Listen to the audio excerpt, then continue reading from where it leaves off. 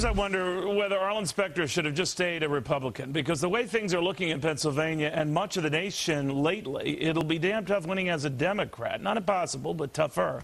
To the man who pushed Arlen into jumping, Republican front-running senatorial candidate Pat Toomey.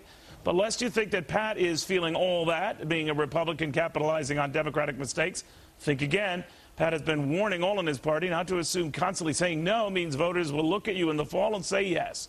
Pat joins me right now. So, this Pennsylvania is so weird, no offense. And, I love Pennsylvania. I don't think it's weird, Neil. But, you can have a senator who swaps parties. Yeah. So you're going to be running likely, it's tight, but, against the guy who was trying to avoid you to run for the Republican nomination for the general election. You're up fractionally, a point or two. How's it looking right now? I think it looks terrific for us. And I'm not sure that Senator Specter is going to win that primary. I think he's got a very tough primary on his hands. He's up against Sestak, right? He's up against a congressman named Joe Sestak, who's running as a principal liberal. And Arlen Specter is a guy who's pretty clear the only principle that's important to him is his own reelection. And, my position in opposition to serial bailouts, my argument that the government's spending way too much and we're inflicting too much debt on our kids, my point that our reform of our healthcare system is important, it's necessary, but it should be of a different nature than this government-run approach. These ideas really are resonating across party lines. So whoever wins on that side, I don't get to choose, but I'm pretty confident we're going to prevail. But you've been warning, or kind of sending a message out to Republicans that, much as Mitch McConnell said, if the message is no, no, no, no, no to everything they do, it'll bite you in the fanny. Yeah, it's totally unacceptable to simply be the party of no. We need to continue to be the party of ideas. And on health care, it's a great example. I mean, I think most Republicans, I certainly have argued that we need to make substantive reform. We need to make health care more affordable, more accessible. There are ways we can do it. I'd like to see workers get the same tax benefit that employers get when they go out and buy insurance.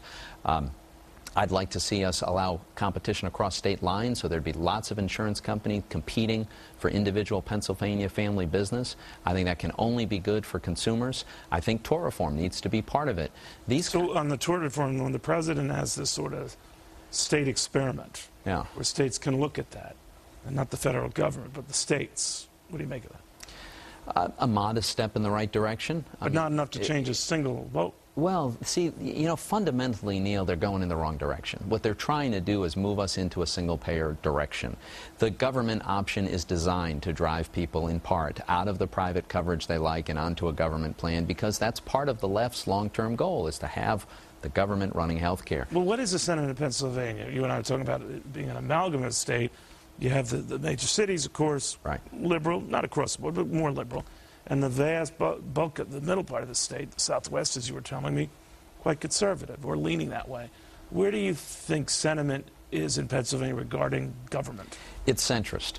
And it's common sense conservatism. It's, for instance, the idea that the government shouldn't be owning the car companies, or for that matter, the financial institutions of America. We shouldn't be bailing out failing businesses, and people get that across Pennsylvania and across party lines. Even in Pittsburgh and places like that, where there's heavy union. Absolutely. I think most rank-and-file union workers realize, hey, they've got to work hard for their job, and the federal government, they themselves, through their tax dollars, should not be forced to invest in failing businesses. I think people across party lines and across the state think the government's spending too much money and would like to see a little balance in Washington. Pat, good seeing you again. Thank you. Thanks for having me, Neil. Pat Toomey, now he's got to race back to Pennsylvania.